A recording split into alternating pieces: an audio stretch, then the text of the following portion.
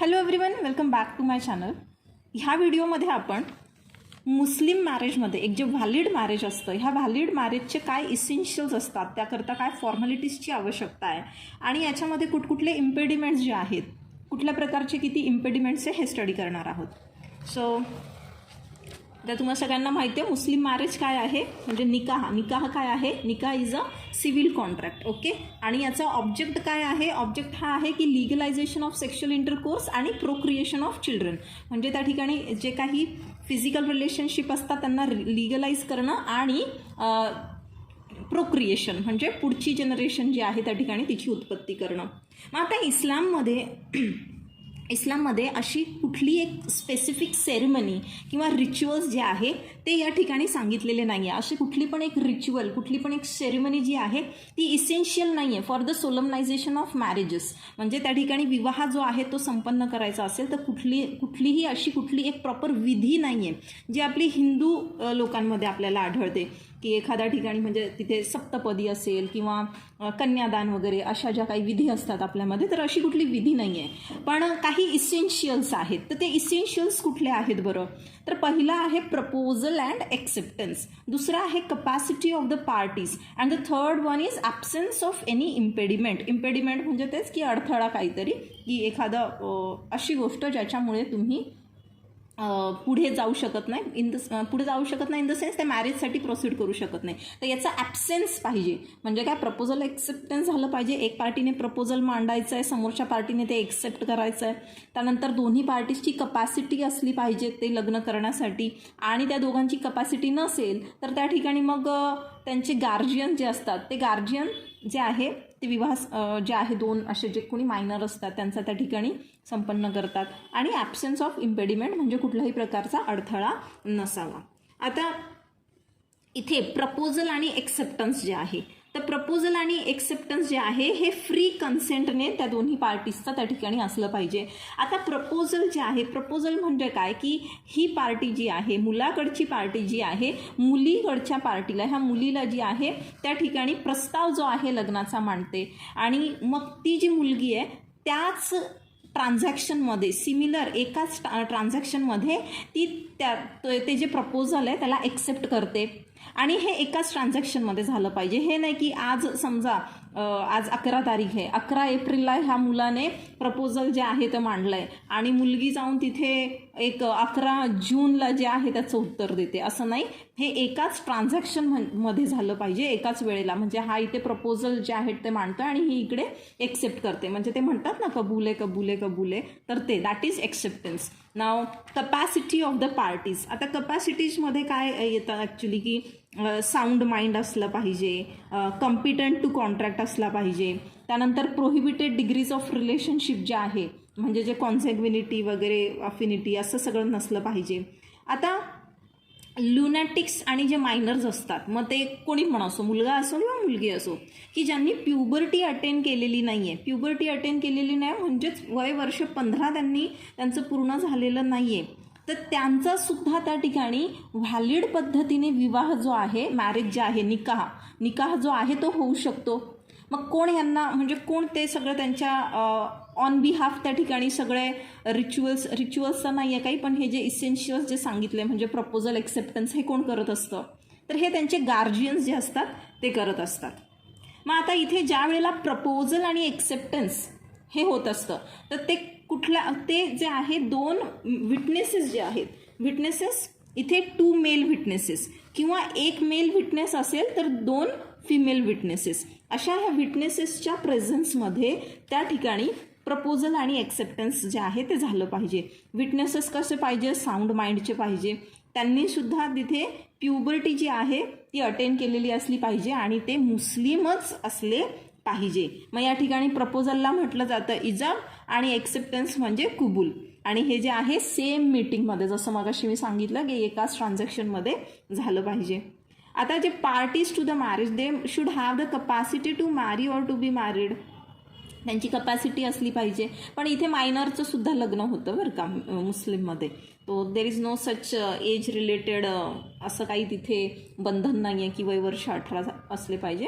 ते 15 जरी नसेल 15च्या आत पण त्यांना करता येतं.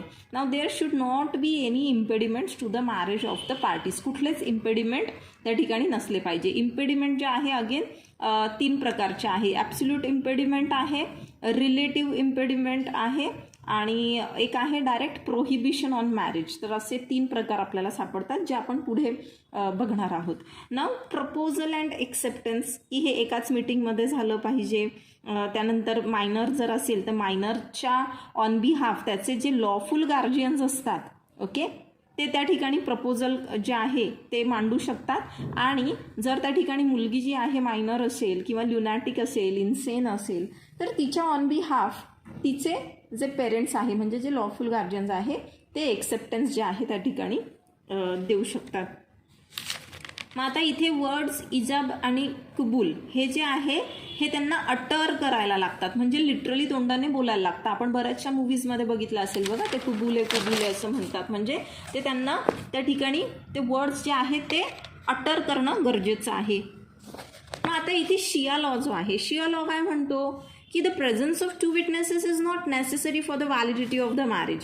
शिया law requires presence of 2 witnesses only at the time of the dissolution of marriage. मग यांच्यामध्ये जे सुन्नी आणि शिया अशा ज्या 2 वेगवेगळ्या ज्या जमाती आहेत, तर ह्याच्यामध्ये शियामध्ये काय आहे, इथे गरजेचं नाही की 2 विटनेसेस असलेच पाहिजेत, पण यांच्यामध्ये 2 विटनेसेस कधी असले पाहिजे, ज्यावेळेस त्या ठिकाणी डिझोल्युशन होतं आहे मॅरेजचं तेव्हा ते असले पाहिजे.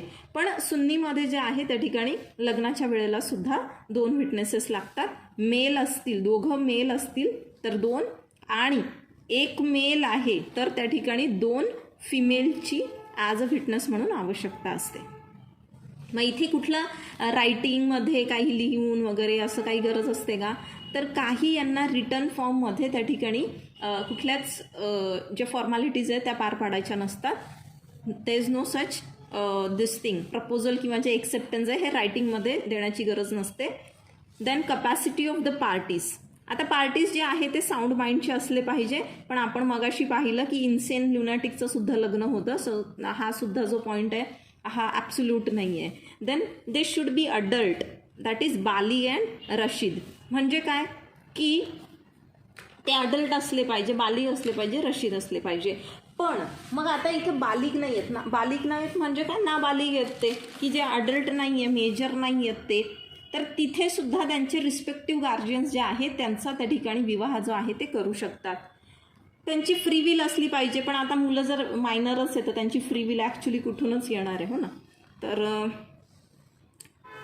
मग इथे जी कपॅसिटी आहे, कपॅसिटी म्हणजे मुस्लिम लॉच्या अंतर्गत काय, capacity of becoming husband and wife that is a stage in a life of begetting and bearing a child. म्हणजे असं वय की ज्या वयात तो मुलगा आणि ती मुलगी आई बाप बनण्याच्या त्या फेजमध्ये येतात की ते बनू शकतात, ते केपेबल बनतात की they can beget and they can bear a child.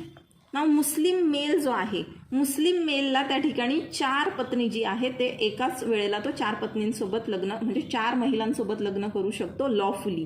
पण मुस्लिम महिलांना मात्र इथे प्रोहिबिट करण्यात आलेलं आहे. म्हणजे Muslim law does not permit polyandry. Polyandry means what, marrying with number of males. म्हणजे एकच स्त्री जी आहे ती अनेक पुरुषांसोबत ज्या वेळेस लग्न करते त्यावेळेला एकापेक्षा जास्त, म्हणजे जेव्हा पुरुषांसोबत लग्न करते त्याला आपण पॉलिएंड्री म्हणतो.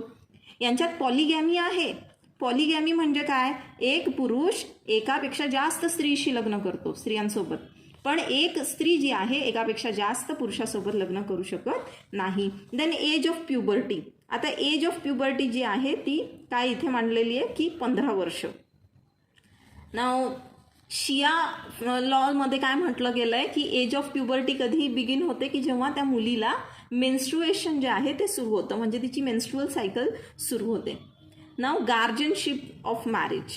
मग इथे गार्जियनची गरज आहे का, इथे डेफिनेटली आहे. आता हिंदू मॅरेजमध्ये ॲक्च्युली गार्जियनची गरज नाही पडत, कारण की दोघं अडल्ट असतात ना, 18 आणि 21 जे एज आहे आपल्याकडे. So here it is not required. But Muslim marriage जे आहे इथे गार्जियनचा एक जास्त महत्त्वाचा रोल आपण म्हणू शकतो. का, कारण की मायनरचे लग्न होतात ना इथे. मायनरचं लग्न होतं तर ते कोण त्या ठिकाणी प्रपोजल आणि एक्सेप्टन्स देतं त्याच्या ऑन बिहाफ, तर हे जे त्याचे गार्जियन्स असतात ते त्या ठिकाणी कन्सेंट देत असतात त्या मॅरेजला. मग आता सुन्नी लॉमध्ये 6 प्रकारचे गार्जियन्स जे आहे ते त्यांनी सांगितलेले आहे की those who are authorise to give consent for and on behalf of such minor male or female child. आता marriage brought about by a person other than guardian is void. म्हणजे आता समजा हे दोन, हा मुलगा आहे, ठीक आहे, मेल आहे आणि फिमेल आहे, मुलगा मुलगी आहे. आता ह्यांचं वय जे आहे समजा 15पेक्षा कमी आहे, प्युबर्टी हिट केलेली नाही आहे, सपोज यांनी पकडून घ्या 7 वर्षाचा आहे, ही 6 वर्षाची आहे. आता मग ह्यांचं लग्न करायचं असेल तर त्या ठिकाणी कोण लागणार, यांचे गार्जियन लागणार, बरोबर, कारण प्रपोजल आणि जे एक्सेप्टन्स द्यायचं आहे इथे कन्सेंटिंग जे आहे गार्जियन दे आर रिक्वायर्ड. पण मग जे 6 गार्जियन्स यांनी दिलेले आहेत त्या 6च्या व्यतिरिक्त जर दुसऱ्या गार्जियनने त्या ठिकाणी ते एक्सेप्टन्स दिलं किंवा प्रपोजल जे आहे ते मांडलं तर ते लग्न जे आहे ते व्हॉइड असतं. शिया लॉ रेकग्नाइज ओनली 2 गार्जियन्स. आता शियामध्ये तर 2च गार्जियन रेकग्नाइज केले. कोणते? एक फादर आणि दुसरा म्हणजे पॅटर्नल ग्रँडफादर, म्हणजे एक वडील आणि वडिलांचे वडील, ठीक आहे, आणि म्हणजे वडिलांच्या बाजूने किती पण मग ते हाय सो एव्हर, म्हणजे वडिलांच्याच बाजूने, ठीक आहे. पॅटर्नल ग्रँडफादर म्हणजे काय, हे वडील तुमचे, वडिलांचे वडील झाले तुमचे ग्रँडफादर, म्हणजे पॅटर्नल साईडने, त्यांचे पण वडील ग्रँडफादर, अशा पद्धतीने. So this was essentials and formalities. आता नेक्स्ट व्हिडिओमध्ये आपण बघूयात इम्पेडिमेंट्स कुठकुठले आहेत.